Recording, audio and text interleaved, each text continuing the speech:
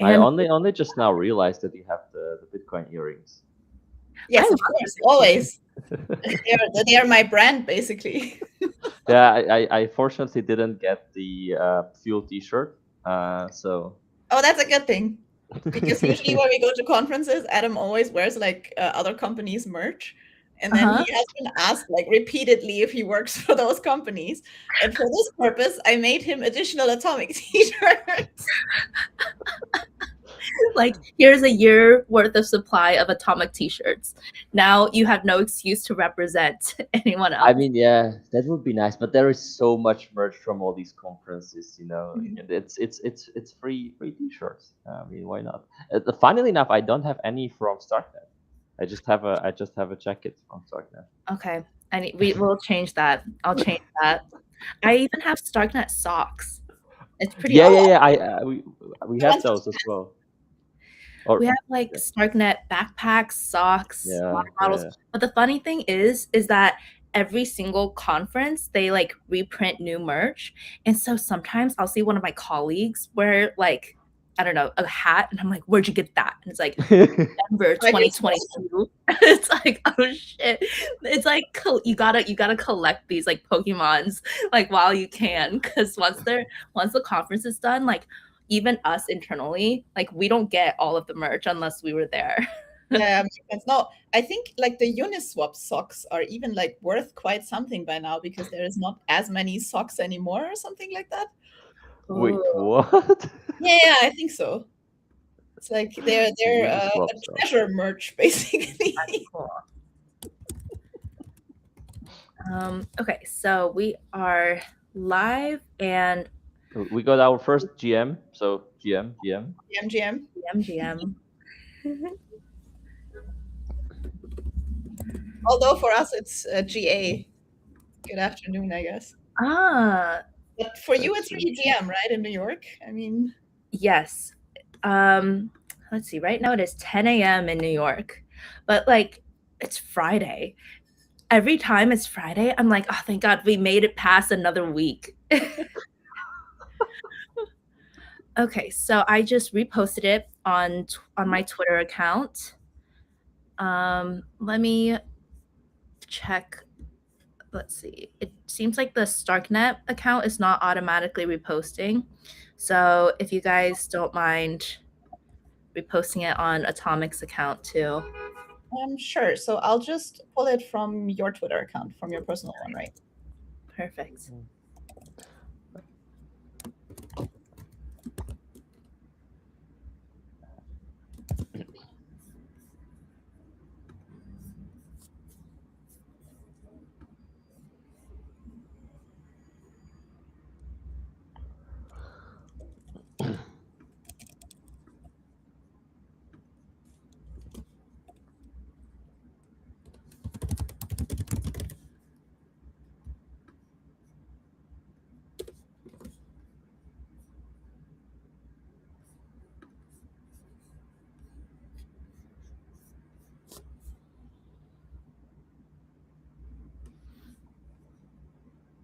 Alrighty. Beautiful. Okay. So we can just go ahead and get started. I really want to introduce our wonderful guest this week. Thank you, everyone, for tuning in to another Starknet Founders Series.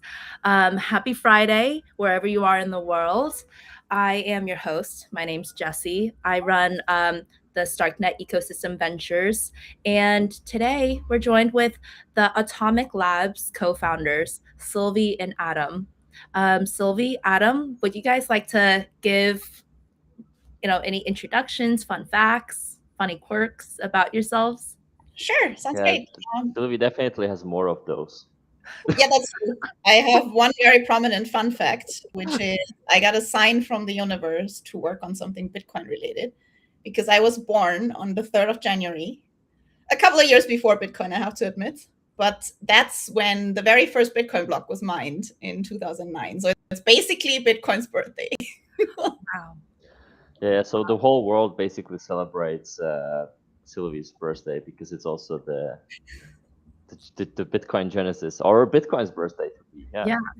It's like sharing a birthday with Jesus. Like you're like on like December 25th. Like you're like, no, January 3rd. Like I came into this world alongside Bitcoin. Yes, just a couple of years earlier. But yeah, it was basically the science universe to team up with Adam and work on Atomiq. But yeah, now I want to tell you a little bit more about myself. So I'm Sylvie. I'm the co-founder and CEO of Atomiq Labs. I handle everything on the business side of things. I have more of like a TradFi and fintech background. I started my career initially in banking, moved on to management consulting, and then I worked in 2 different startups as the right hand of the CEOs, one in Berlin and the other one in Southern California, where I lived for 2 years. And then, yeah, I think now a few years back in October 21 is when I met Adam in an accelerator program / co-founder matching program. Yeah, and ever since we have been working together, most of the time fully bootstrapped. We raised a pre-seed round in the meantime. And yeah, now we're working on Atomiq. But before I tell you more about Atomiq, I'll give the stage to Adam. Yep. So, hey everyone, I'm Adam. I'm working. Working. I'm a co-founder at Atomiq, but yeah, I'm working on all things related to tech. So developing the whole thing. And yeah, that's basically my background. I did this full stack coding for the past 10 years. I started at a very early age, and started with like coding Minecraft plugins, and then eventually started then doing real stuff, and then eventually found my way into crypto. And at first, I when I joined crypto, it was 2017. It was this whole ICO craze, and everyone was doing ICOs and making a lot of money, and then everything crashed, and then yeah, and so at the beginning I was like a big fan of ETH and these ICOs as well, and then over time I kind of gravitated more towards Bitcoin, and yeah, that's kind of where I am. I would not consider myself a Bitcoin maximalist. What I call myself is a Bitcoin harmonic averagist. Um, and yeah, that's about it. And then yeah, as Louis said, we've met like back in 2021, which is a long time ago by now, and the time just flies by so quickly. And yeah, it's been an awesome journey, and now we are here and we're building Atomiq, which I guess we'll get more into in just a few moments. So yeah, I'll tell you more about like Adam's and my journey now. So yeah, as I said, Adam and myself met in October 2021, long time ago, and we have been working together full time ever since. First on a different product, because back when Adam and I got together, he really orange pilled me. Whereas I bought Bitcoin for the first time in 2018 while I was living in the US, and my engineering friends there of the company where I worked at, they were all going crazy. They even asked our CEO to be paid in Bitcoin. Like it was an insane time back then. And then that was when I got into Bitcoin for the first time. And then yeah, I never actually thought about working in the space at that point. And then Come on, you never wanted to. You never wanted to. When you joined that program, you said the crypto is the one industry where I will certainly not do anything. There, and now you're like the CEO. where I am right now, thanks to this little fella there. No, it was literally like one of the reasons why I said I don't want to do anything in crypto is because back then I was also of the opinion that a lot of crypto is simply scams and yeah, non-honest actors. And I just always said I don't want to work in an industry or sell products that I cannot explain or understand 100% myself. So this was one of the core reasons. But then Adam and I started working together on a different idea first. And while we were working on that, we realized that we're quite a good match in terms of co-founders, and we have like a very different skill set. And yeah, we got feedback from the program that our initial idea wasn't as great. And then we decided to pivot. And then Adam introduced me to Bitcoin Lightning. And me, as an ex-banker, I was like, oh, wow, this is really interesting. I was looking at this like, oh, Well, maybe, this could be an era where we're like similarly to the early times of the internet, where everyone is saying, oh no, this is not going to work. Like, no one will adopt this. And yeah, you're just like at a technological forefront really, really early. And then the first product Adam and I worked on was a payment gateway where you could pay in euros and we would pay out USDC. The intent back then was to offer this to like freelancers abroad, who could then work for like EU-based companies who don't want to touch crypto themselves. That was like even stronger back then. And I would say this is still quite a concern these days. I think if you go, for example, to a German accountant with your German GmbH, your company, they might get a heart attack if you tell them, oh, I hold Bitcoin now or USDC or something else. So yeah, that was the origin of Hopper. That was what our first company was called. And then back then, we also were thinking about a product where we pay out in Bitcoin. So we were looking for a way to bridge between USDC and Bitcoin to do automated Bitcoin payouts so that users could just pay in euros and receive Bitcoin. Back then, there was Renbridge, which we wanted to implement at some point. And then, unfortunately, Renbridge blew up with the whole FTX scandal. So, yeah, one of Ren's investors was Alameda Research. And back then, Alameda Research forced all of their portfolio companies to hold their funds in FTX. And yeah, I think we all know what happened to FTX. So yeah, we were just like, oh shoot, now back to the drawing board. How do we solve this now? Because this company doesn't exist anymore.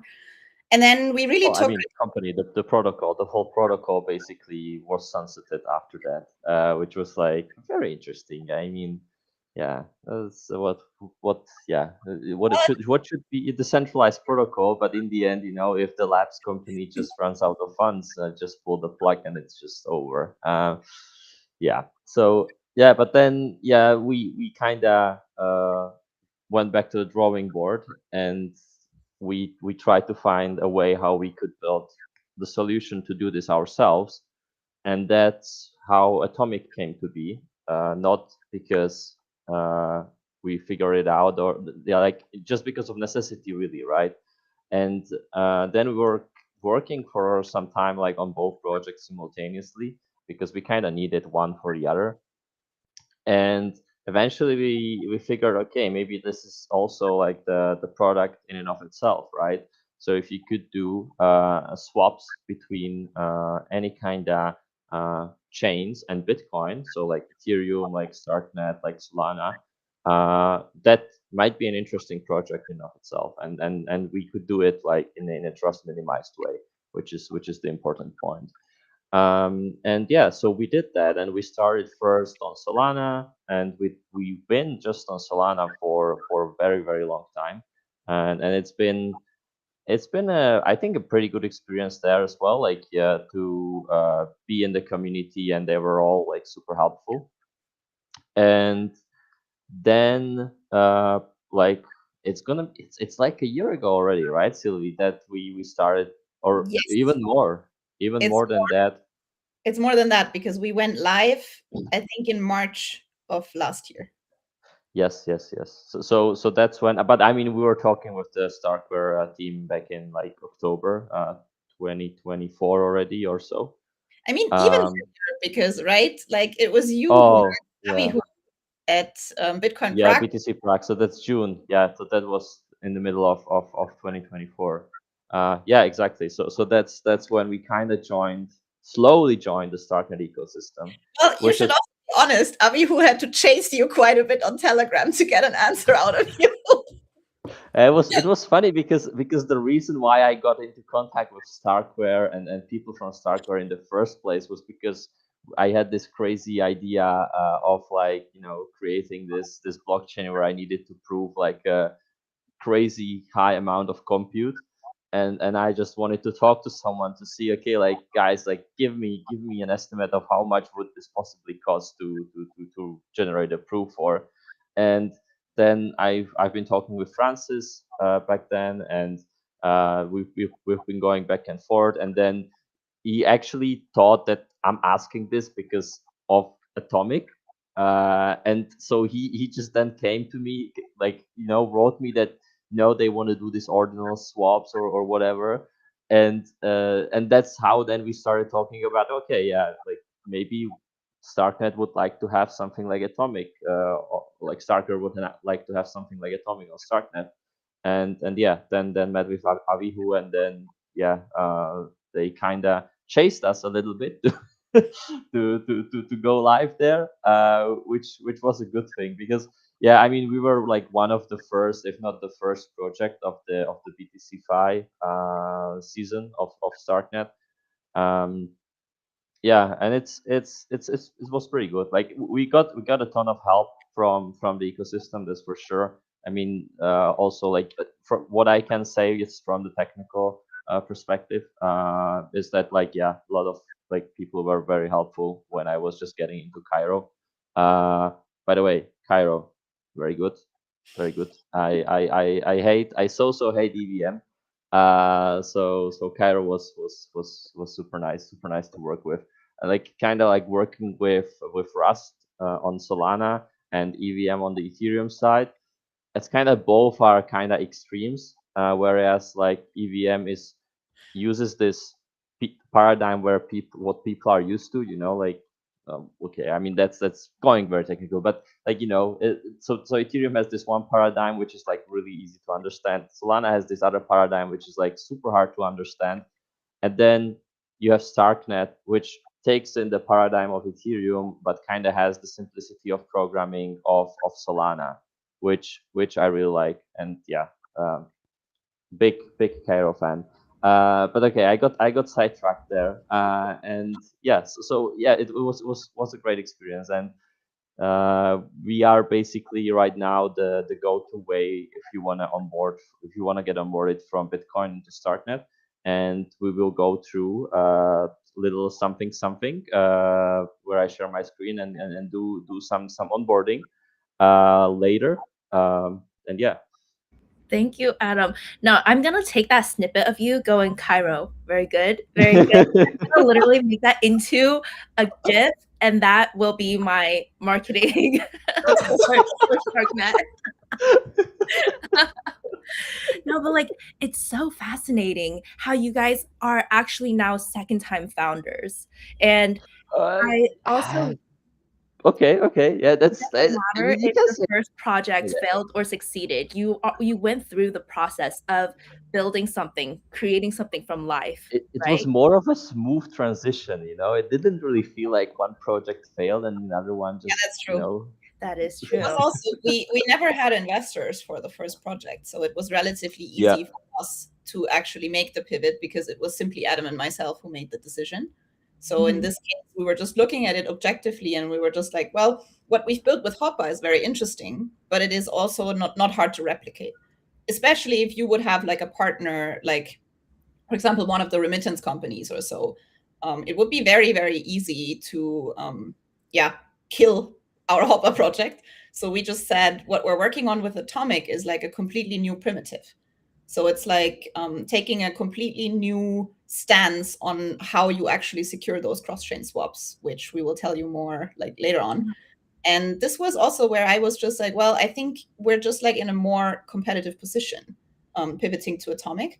And I also felt like doing the analysis on what is in the market and how these cross-chain swaps are performed today, you usually have to rely on validators or multisigs. Yes, you can argue that this is basically distributed trust, but the thing is, who tells you if like a bridge is controlled by 10 validators and maybe the CEO themselves is the one operating all of them, all of those 10 validators? It's happened in the past. So while doing all this research, we were actually quite shocked how bad the space is in that regard, and that no one has come up with like a better solution yet. And Yeah, that you was guys also, really we were just, are one of the first ones, if not the first one, who's figured this out. well, we are the first ones who are using the current primitive that we're using, but there is other solutions who swap between Bitcoin and other chains, but they're all like validator or multisig based, or they're I mean, using the, traditional the, tools. yeah, exactly. Yeah. So there is like this kind of spectrum of solutions where some of them are like, well, the worst offenders really are the ones that are just centralized, right? that's your Relay, that's your RhinoFi, and others, right? And yeah, I mean, those are literally just, you know, one server gets hacked and it's over. But then you have some which are like, okay, at least you have a distributed trust, so you have some number of validators that need to collaboratively agree, okay, like, okay, we process this swap, or we move these funds, or not. So that's slightly better, but still, you don't eliminate a trust, you just distribute a trust. Mm-hmm. And then on the other end of the spectrum, you have these atomic swaps, which were basically based on these hash time lock contracts, which are basically trustless, uh, but they come with some drawbacks, especially around usability, and especially around uh, like there's this thing called free option problem on the side of the liquidity provider, so basically the counterparty against which you trade, whereby for the swap to happen, the liquidity provider needs to give you a fixed quote for, like, let's say 2 hours or so, so at a fixed price. So you basically have an optionality to execute or not execute in these 2 hours or not. And this basically kills any kind of uh, pricing, or like any kind of low fees that you want to offer, because if you offer too little fees, people would just abuse the hell out of it, because they would just, you know, create this quote and then wait till if the price moves in their favor or not, and they either execute or not execute. And also the fact with liveness, and this is like not that big of a deal with fast chains like Starknet or Ethereum or so, where the finality is kind of quick, where because the point is you kind of need to wait till the chain till both chains finalize to go through with the swap, and you need to be online till that happens. And as I said, like, you know, on Ethereum Starknet, that's fine. But as soon as you start doing something like Bitcoin, which has very slow blocks, which, you know, for one block it can take 10 minutes on average, but can easily be 2 hours, which is not unheard of. Like, this just leads to super bad UX. Like, you know, imagine that you need to have your swap page open for 2 hours, and if you close it, or if your connection, you know, if you lose connection, it just fails the whole swap, and then you need to, you know, go again. So, and we try to combine the best of both worlds. So with our swaps, you don't need to trust anyone, which borrows itself from these HTLC swaps. And at the same time, you get a UX that's very good, because you don't need to wait for the finalization yourself. And the LPs also get an advantage of not having this free option problem. So they give you give you a quote, yes, in our protocol as well, but it's like very shortly timed. It's literally like 30 seconds. So that the risk there is pretty much minimized for the LPs to offer these quotes, and that means that we could have much better pricing, because there, you know, there isn't this additional risk for the LPs to offer liquidity in this protocol. One analogy that I quite like is, like, for example, for the free option problem is dating, because you can technically just ghost an LP, and then you just move forward with your trade or with your swap in case the market moves in your favor. And then with the liveness problem, that basically just means that, like, hey, I initiate the swap, and with Atomiq, you can, right after you initiated it, you can close your laptop. With like all of these other Atomiq swap solutions, you have to keep your laptop open and wait for like several minutes until a Bitcoin swap goes through. And if you have spotty Wi-Fi, it will fail. And those are the two problems that we have solved with Atomiq. That's pretty awesome. So you're saying that if I submit a swap on Atomiq, I can literally just peace out. Like, it will happen. I can literally. Yeah. I mean, we can try it. Yeah, We wait, can let's try it demo live. it. Yeah, let's see it. And also, I just realized I don't know if we actually like formally introduced what Atomiq actually is. So it is trustless swaps between Bitcoin, on-chain, and Lightning.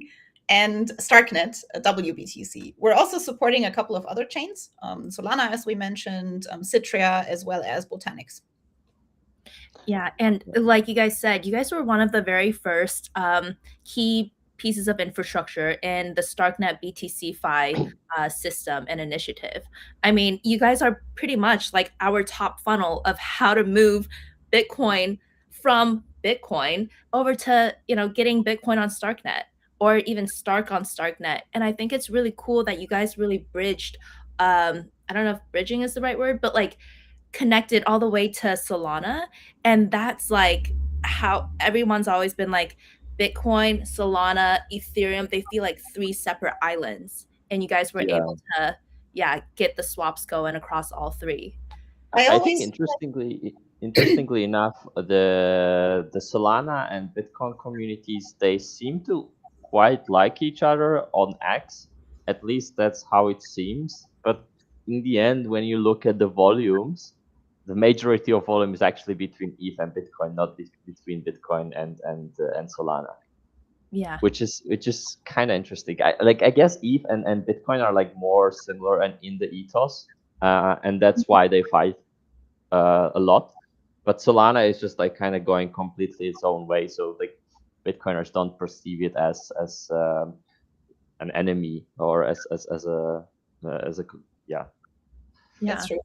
Jesse, I always feel like when we're like, I always feel like coming back to the island analogy, I usually feel like Bitcoin is actually a mountain and all the other blockchains are basically islands around it.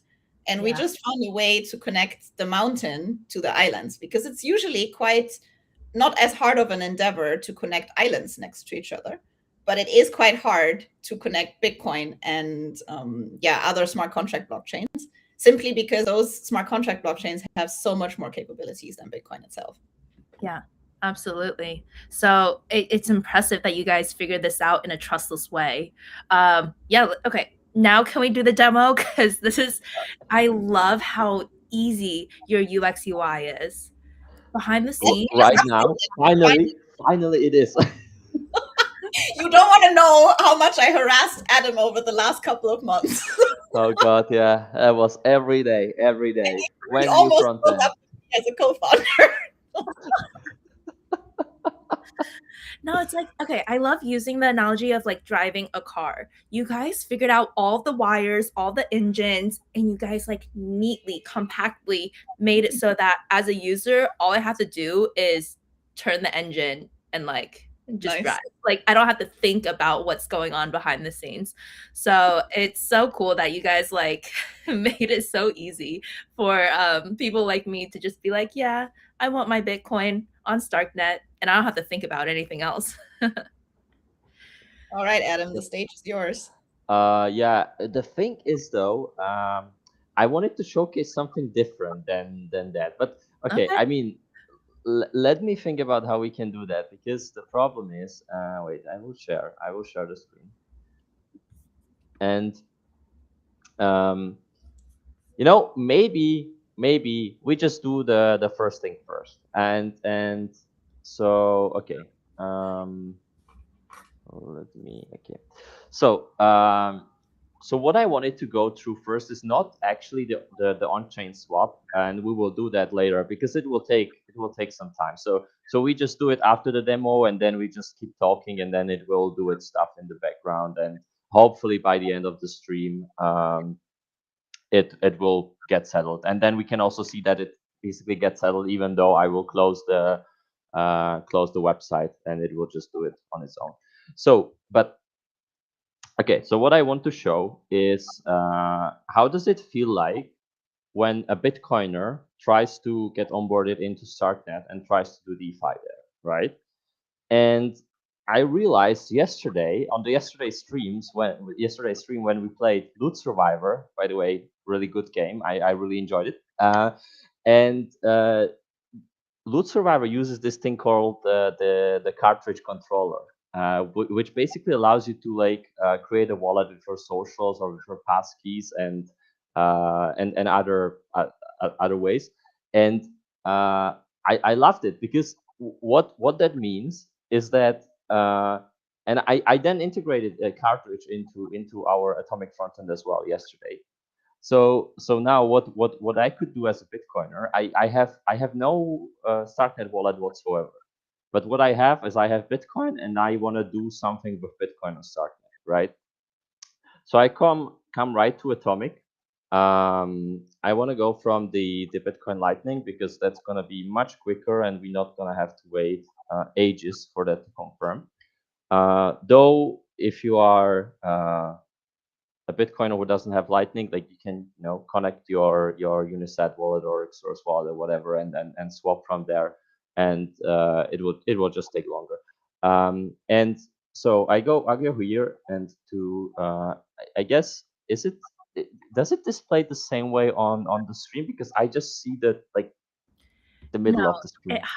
it hides oh, when you like connect your wallet Yeah, because shows up off screen. you don't really see the thing on the right side of the screen, do you? No, that's for privacy protection services. I don't want you to you might have like 2,000 bitcoins. I'm trying No, no, no, no, no. I don't have. No, no, no. You can you can put it on the full screen if possible. Okay, let me see. No, I don't think it works. But it did when we tried before the stream. No, it was Yeah? just this. Yeah, exactly. We Yeah, yeah, yeah. That's good. That's so much better. Okay, nice. Okay. Yeah. Now you can see the entire thing. Cool. Right, right. So I go to Starknet. I want to connect Starknet, and I don't want to use any of my wallets. I don't have a wallet, right? So I go to controller, and now I can just easily create an account. I can call myself uh, Professor Satimoto. And okay, so I just create a wallet. I will use a passkey for this, though you can use like Google Auth or something. It's something else. I just don't want to dox myself through Google. So I will just do a passkey. I'll save it in my one password, and ta-da! I have a Starknet wallet. How great is that? Well, that's Okay. super easy. So okay, so now I have some Bitcoin and Lightning on my phone wallet here. So I'm gonna swap some of it into Starknet. So I'm gonna do this much, which is like 50,000 satoshis. Also notice there's this little thing here. So because the cartridge itself, at least we were too lazy to implement Paymaster there. So what Atomiq allows you to do is that when you swap to WBTC, and if you would just swap to WBTC, you wouldn't be able to do anything on Starknet with it, because you don't have any Starknet token to cover the gas fees, right?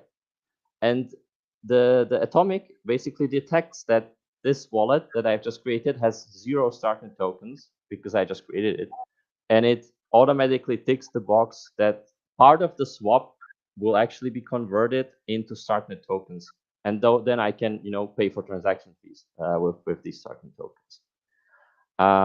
Okay, so without further ado, I can now create the swap here. And so I have Zeus. Wait, like this. I have Zeus, which is a Lightning wallet on my phone, and it's connected actually to my Lightning Network node, which is running here as a true Bitcoiner. next to And the lamp. yeah, next to the lava lamp. And I just scan this thing, and here I slide to pay.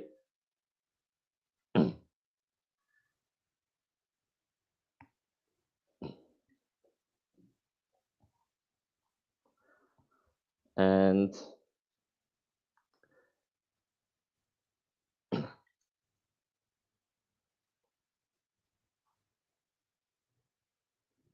Is this your slow internet again, Adam? no, it's just running over Tor. Okay. But yeah, look, it worked great. Yeah. So yes. That's the thing. Like, you want to stay anonymous as a Bitcoiner, so you just run everything behind Tor. But then sometimes it's a bit slow. Okay, so this went through here on my phone, And I can see now that, okay, this went through as well. And that's awesome. Now I have WBTC on Starknet, and I also have Starknet tokens on Starknet, so I can, just start doing things. And I can check that here in my balances. So I have 5 Starknet tokens. I have 50,000 sats in Wrap BTC, and now we can do stuff, right? So what I noticed is that, for the cartridge to work, you kind of always have to disconnect it from one page when you go to the other. So I'll just do that so that we don't have any unnecessary hiccups. And now I go to Vesu, and I connect the very same account again. Log in with the passkey. Here, boom, and my Starknet account is now here. And now what I want to do is, wait, no, I want to borrow USDC. I want to borrow USDC against my BTC. So I go here, I click borrow, I deposit my WBTC as collateral. Let's do half of it because I want to do something else with the other half. And 10 USDC is the minimum loan amount, so I just have to do that. So now I borrow 10 USDC against part of the BTC I moved over to Starknet. And I hit send here. And you see how easy this is to use. Like I don't need to have any kind of extension wallet for this to work, You just click stuff and it just does its things. Okay, so that's ongoing. Great. Yeah, now I have USDC in my wallet. And I can see it here. Yeah, I guess somewhere. I'm not used to these DeFi things, to be honest. So okay, so I've borrowed USDC against my BTC. So why would you want to do that, right?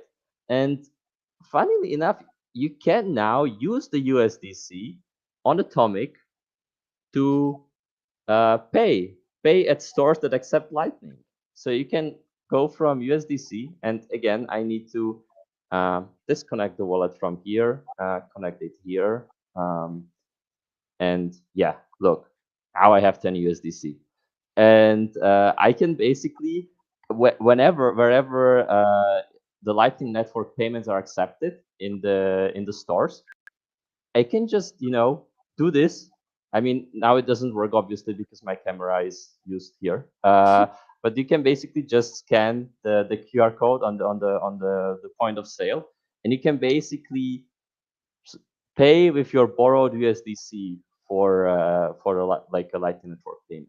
And this is, for example, a use case that many, many, many Bitcoiners are really interested in. And I think this is also like a very interesting selling point for Starknet. Yeah. It's super cool. I have BTC. I can borrow against my BTC, and I can spend the USDC that I borrowed, and I can spend it on the same rails. I can spend it on the Lightning rails, right?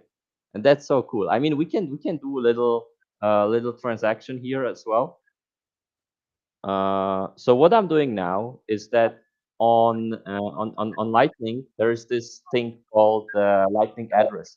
It's kind of similar to ENS in Ethereum. It works differently, but I mean it is similar. So I can say, okay, I want to pay 1 USDC to this Lightning address, and I hit swap, and again, I just okay, I just need to sign it here, but yeah, that's it. No wallet. It just works, and yeah, look at this. So I paid with my borrowed USDC over Lightning, and yeah, I could do this to buy stuff in the real world online or whatever. This is also really cool. We had a guy before who paid for his dental cleaning in Istanbul with Stark via Lightning. Yeah.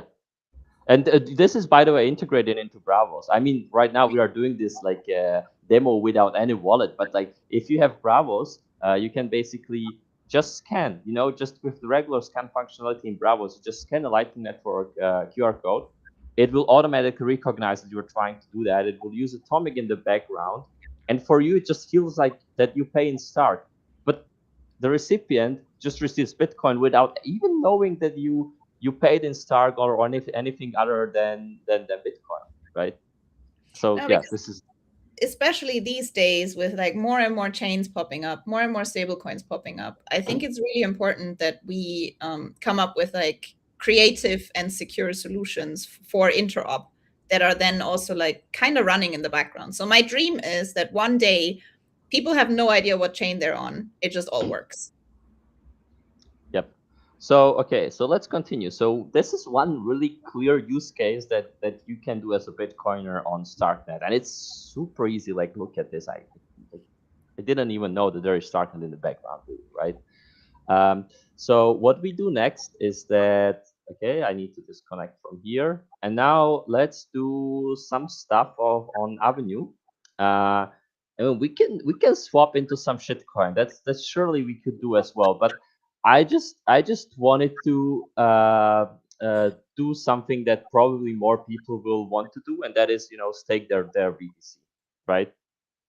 So I go to the earn page, and here again, Avenue supports controller. Very good, guys. Very, very good. I think, like, I was checking Ender doesn't support it, and not sure what else I checked. But guys, like, if you're building on Starknet, just have this in there. It's really good. So same spiel here. Again, the same profile. Log in with passkey. Sign in. Boom. I'm in. Okay, and so the reason why I didn't like put all my BTC as collateral on Vezu is because I wanted to stake part of it. So here I go and I just stake it. Great, that's it. Mission accomplished. Yeah, so that's yeah. So I'm earning 13.66 Stark per year on this BTC I deposited. Yeah, and yeah, I guess that's it. I mean, like, you can do many other things. Like, I mean, if you can connect it to Avenue, you can trade stuff. You can set up recurring buys. You can limit buy, and well, not yet. Okay, not yet. So that's it. So pretty good UX on Starknet. Pretty good. So now what we wanted to do and what we wanted to showcase is the on-chain swap. Though I'm not sure if that's gonna finish until the stream ends, but we can try. Maybe we're lucky. So maybe we're lucky. So I'm gonna use the same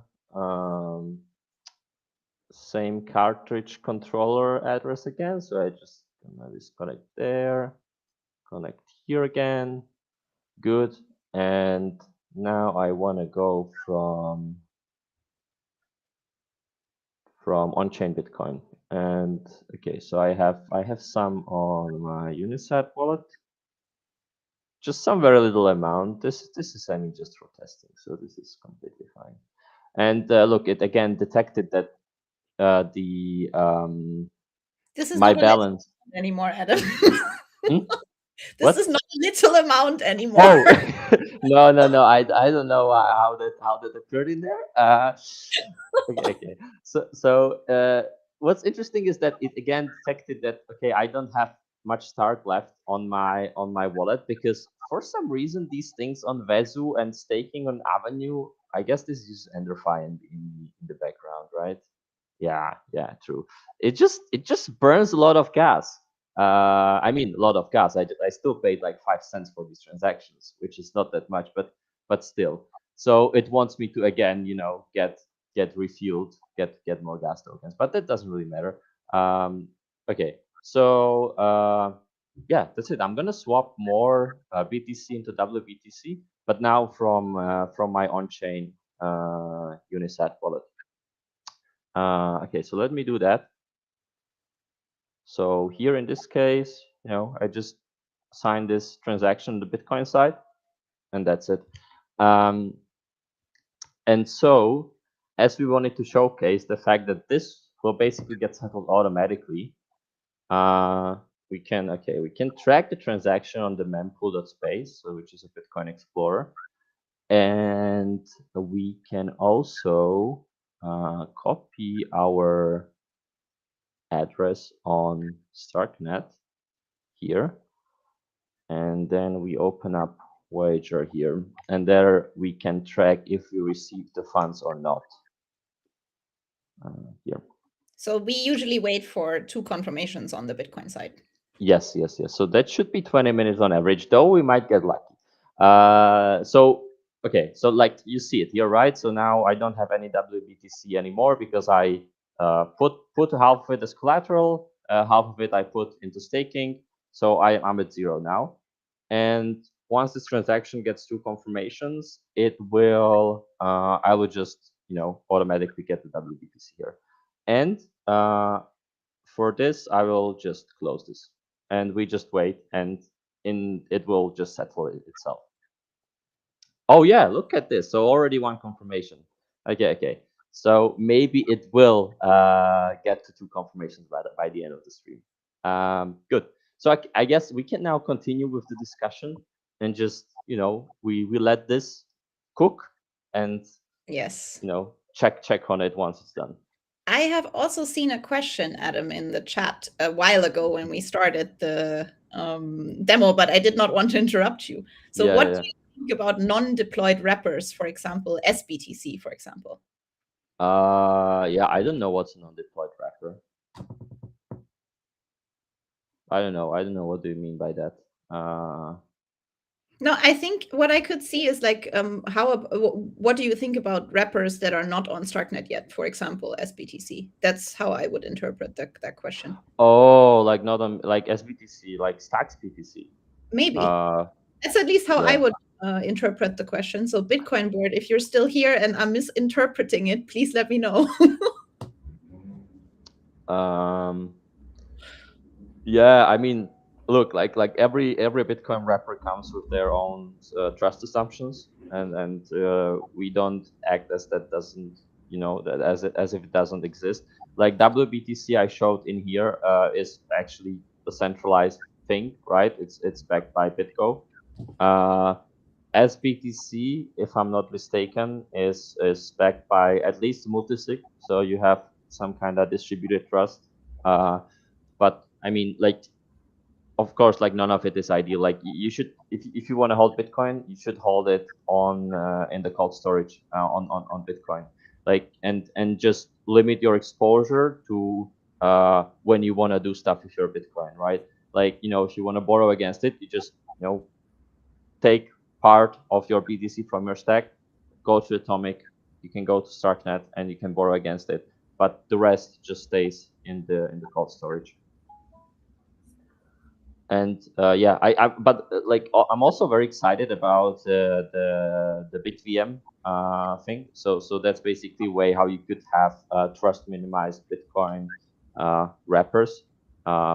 Citria launched very recently that has as a first Bitcoin rollup, and they use this BitVM primitive to have like build a rollup and have like their wrap token be more secure. So that has then one of n security assumption. So with multisig, you kind of need the majority of the multisig to agree to withdraw or deposit, and there you just need one honest actor of like let's say 10 operators, which is really good. And I mean Starknet is working with Alpen on this as well. So I'm very much looking forward to the time when we actually have a version, a trust minimized version of BTC on Starknet, and I guess that will just make a bunch more Bitcoiners more comfortable on using these things on Starknet, because like you've seen how easy it is to use these things. Like if you can also like give Bitcoiners something with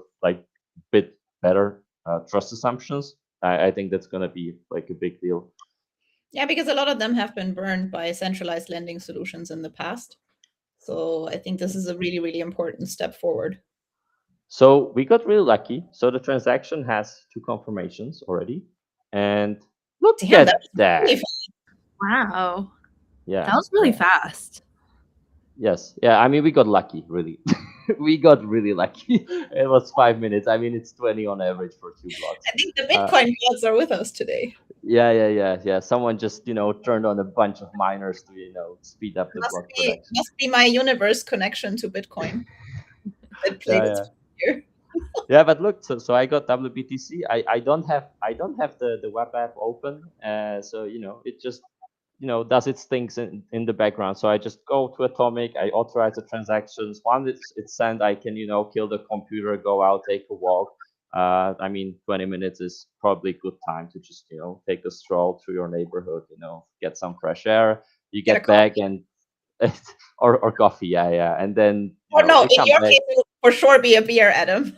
That's that's true. That's true. Yeah. 20 minutes is actually a good time to like have one pint. And okay, so what is the worst case failure mode for Uh, for a user?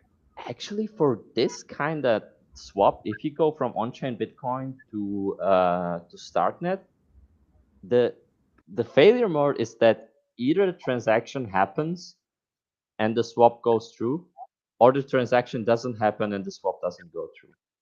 It's purely based on the fact if this Bitcoin transaction gets confirmed or not. So because what could happen is that like either you or the counterparty can double spend this transaction, right? So you can replace this transaction with another transaction, and that means that this transaction that doesn't get confirmed and hence the swap doesn't happen. Uh, but at that point, you basically don't lose any funds at all because it's as if you never send the transaction, right? So you don't even get charged the gas fees for that or nothing. So that's really the worst failure mode in this direction. In the other direction, it's different. So if you go from Starknet into BTC, the worst that could happen is that the counterparty just ghosts you or that doesn't cooperate, doesn't send you the Bitcoin, and in that case, you refund. You just refund manually on Starknet. There is a unilateral exit after 12 hours.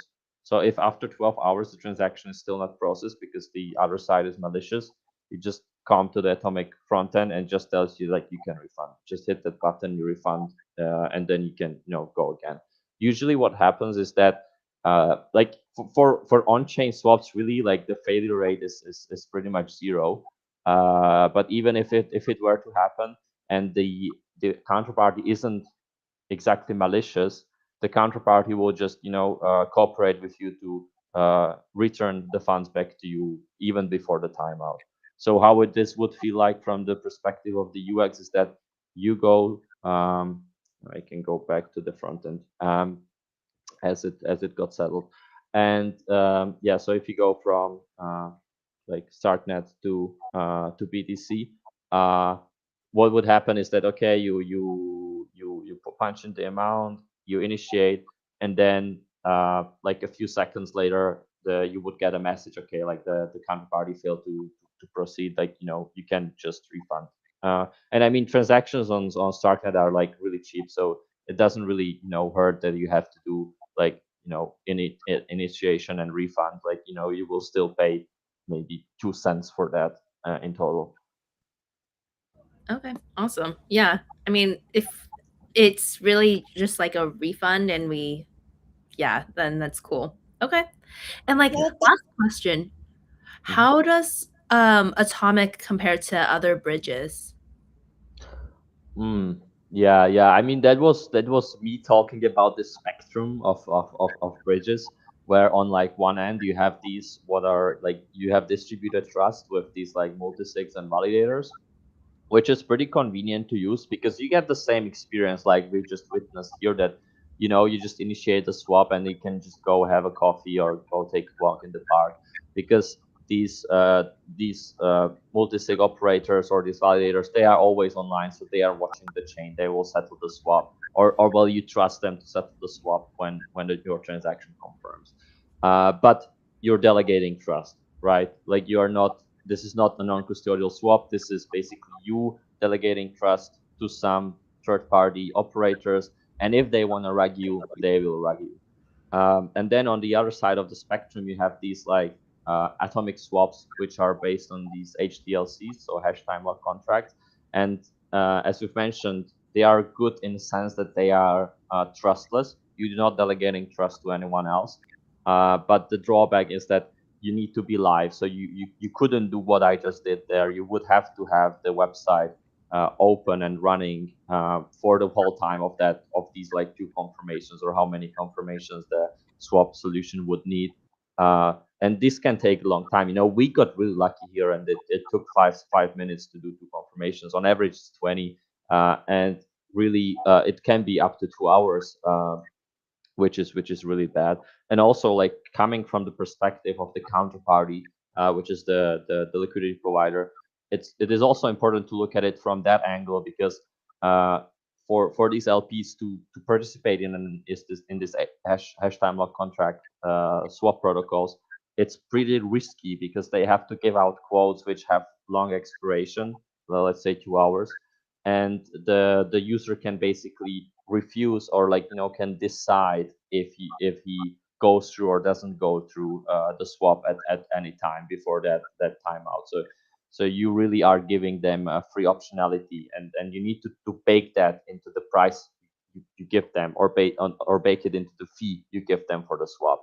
So that makes these swaps strictly higher fee than what we could offer with our solution, or what even the solution using the delegated trust to the multisig and validators can offer, because there you don't have this optionality.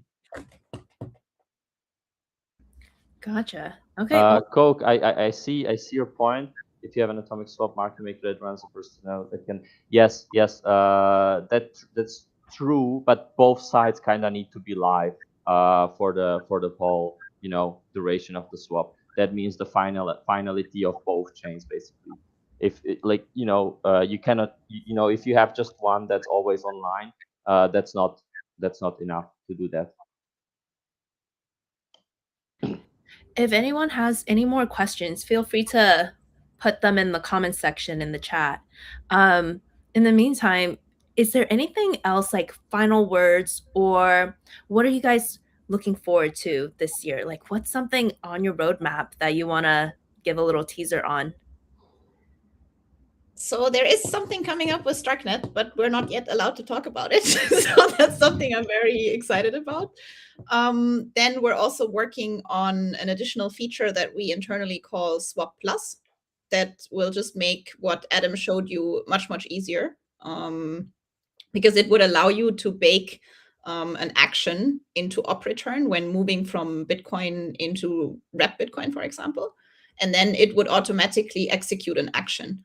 So what Adam showed you as 2 different processes, with like, first of all, swapping BTC to rep BTC, and then like borrowing against it on Vesu, that could be done in basically 1 click. And this is what's coming next on the feature side. Yeah. I mean, this is something that we're really looking forward, because it just makes it like, look, even now the UX is pretty good, but like it's still like kind of cumbersome to hop between different UIs, and have to like disconnect from one, connect to other. Like really, what would be the best? And we want to provide the backend and the technology and the infrastructure to do this. Is like if you could build a front end that kind of does this whole flow in and of itself. And so you could build a front end where Bitcoiners can just come in with their BTC. They can have a wallet like cartridge in the background, just log in with socials or the passkey, and with a single deposit, like we've just said, that you don't need to even have the the web app opened. You will just send the deposit, and as soon as it will settle, it will all automatically execute all these actions that you want to do. So the thing that I spent like 5 to 10 minutes here explaining and going through, you could just do it in 1 click, and you can also do both of them at the same time. You can decide, I want to put half into Ender, I want to put half and borrow against it, the USDC from Vesu, and you can just have one signature on the Bitcoin side, and that authorizes this whole flow on Starknet. And then you just come back to your wallet with Ender stake, BTC, and USDC.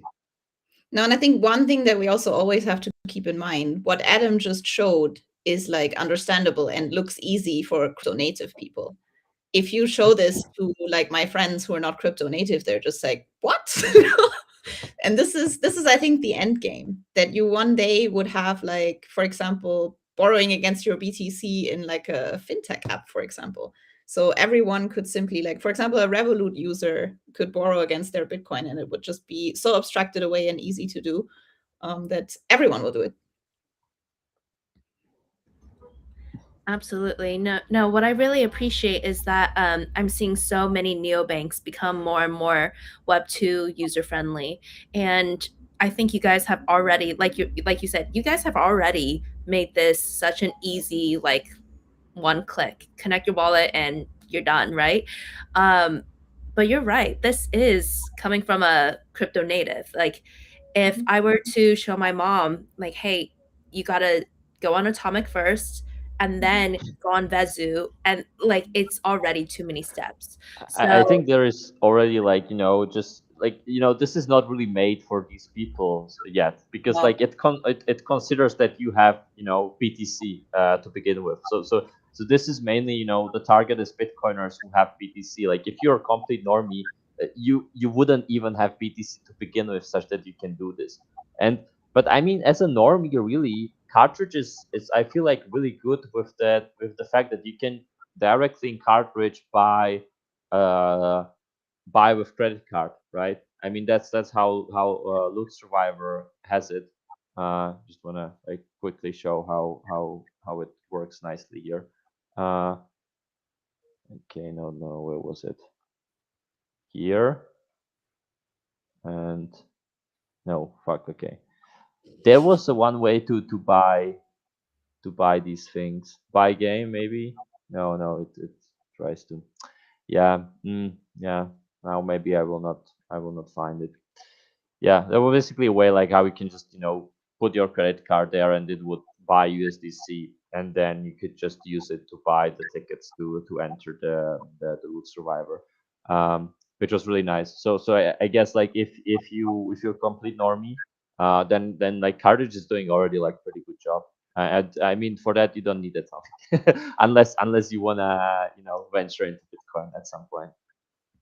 absolutely. And I'm really glad that you guys demoed Cartridge, because Cartridge has so many cool, like, different account abstraction and like arcade, and they have an entire gaming studio suite. And now you can see that their tools are being used more and more into DeFi and other use cases as well. Yeah. No, it was so crazy because like the idea.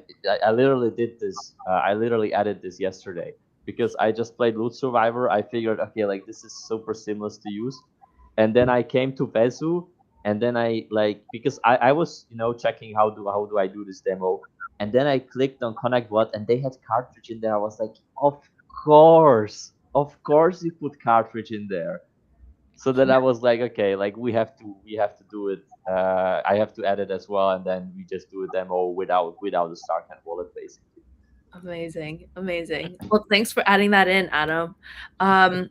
So we're actually at time, but if there's any more comments, well, feel free to comment them in the Twitter Twitter comment section of this live stream.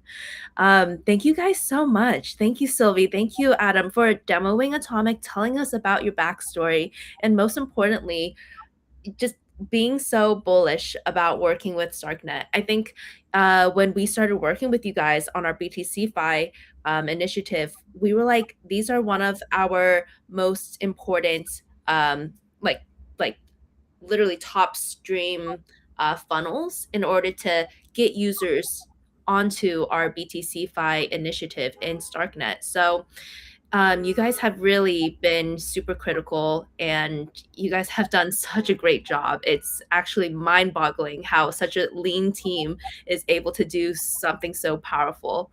So, thank you guys so much. Thanks a lot, Jesse, and thanks a lot for having us. It was really Yes, fun. indeed. Of course. Was a great interview. I mean, half of it was the demo. Hey, Which is so important. that's the most important part, right? Yeah, exactly, exactly. For any of you guys listening, and if you guys want to follow Sylvie, Adam, and Atomiq Labs on Twitter, please do so. Our DMs are always open. So if you guys have any questions or are looking for collaboration, partnership opportunities, we're always open to, hear. We're all ears. We're always open. Let me add one more thing, please. We also have an SDK that can be integrated into other protocols. So, for example, Xverse and Bravos have already, the two major Starknet wallets, they have already integrated us. And we're basically powering the BTC to rep BTC swap in the background. Okay, that is that's actually awesome. So many protocols actually, I think, need a trustless swap like this that connects to Bitcoin. So Yeah, I'm glad you guys already thought ahead. To add on Bravos, they also integrated this part where you can just basically pay Lightning without even knowing it's Lightning under the hood. So Bravos even brought it a step further, really. No, it's just like there is actually like quite a cool backstory behind this, because this was in February last year, and we've met with the guys from Bravos in Lisbon, and this Bitcoin DeFi Starknet get together. And, you should also mention that we were invited at 11:30 a.m. on a day, and we actually made it there in the evening. Yeah, it was crazy. Yeah, we just got told in the morning that that we can come, and by the evening we were there. Very so I was rushing to the airport. And they didn't allow me to board one flight because it was less than an hour before the departure. So I had to wait for some more. But in the end, we made it till the evening, so it was good. And but back and there, I was presenting what we do with Atomiq, and I just presented this exact use case that you can go from Starknet into Lightning, in the background, and the user doesn't need to know it.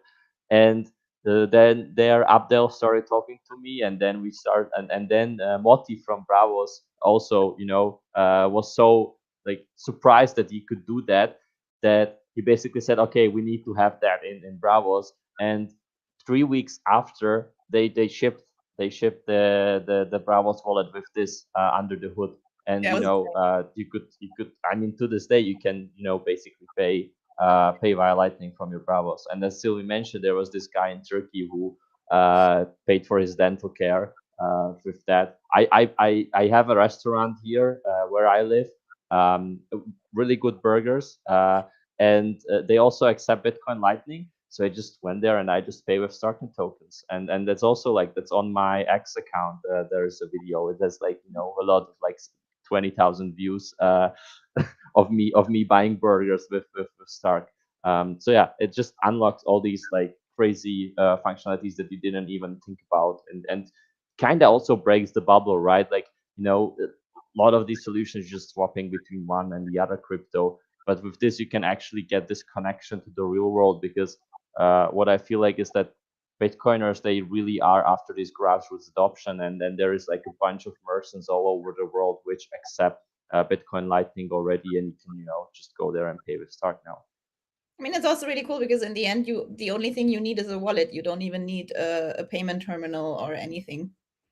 Yeah, or you use Cartridge.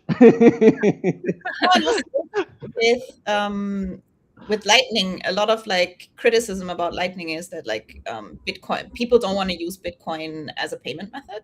They want to hoard it. They don't want to pay with it. And this is something that I can relate to. So this is also with Atomiq. You can then pay with USDC on Starknet, and the merchant still receives exactly the use case I presented. You don't want to spend your BTC, you borrow USDC against your BTC, and then you spend USDC, and you do that all on Bitcoin rails. Bitcoin and Starknet rails, really. Yeah, exactly. Well, I actually do need to go to the dentist. I'm not quite sure if you'll find a dentist in New York who offers Lightning, but we're happy to assist. There's actually btcmap.org, I think. If that's the right address, there you can look up which kind of vendors do actually support Lightning payments. Yeah. Amazing. I mean, like what I love is that so yesterday, these last 2 days in New York, there was a Bitcoin Investors Week, and at this conference, they had a huge screen in every room tracking the price of Bitcoin, and I was like talking to people, and out of the side of my eye, I'm like 65K. Why would they do that? Come on, that's just bad. Yeah, Sure. like I'm clearly not gonna sell at the bottom, so I might as well just put it up for collateral and get some USDC and go to the dentist. True. You repay when Bitcoin is at 100K again. Well, thank you guys so much for jumping on this Twitter space. I really enjoyed listening to how Atomiq came about and how it works. So thank you guys. Really, I hope the audience also found this incredibly enlightening. Yeah, it was we had a blast, so was great. Yeah. I'm going to end the stream, but it looks like Coke is showing us a lot of love. He says, "You ignored my DMs, Jesse. I'm sorry. I'll go Oh and God, look DM." at that. He does say love you guys. So, well, I love you guys too. I hope you guys have a wonderful weekend and a happy Friday. Please get some rest, and I'm actually super excited on the next thing we're going to announce together because it's pretty big. Can't talk about it, but it's awesome. All right. Okay. Well, thank you guys. I'll talk to y'all later. Bye. See ya. Bye.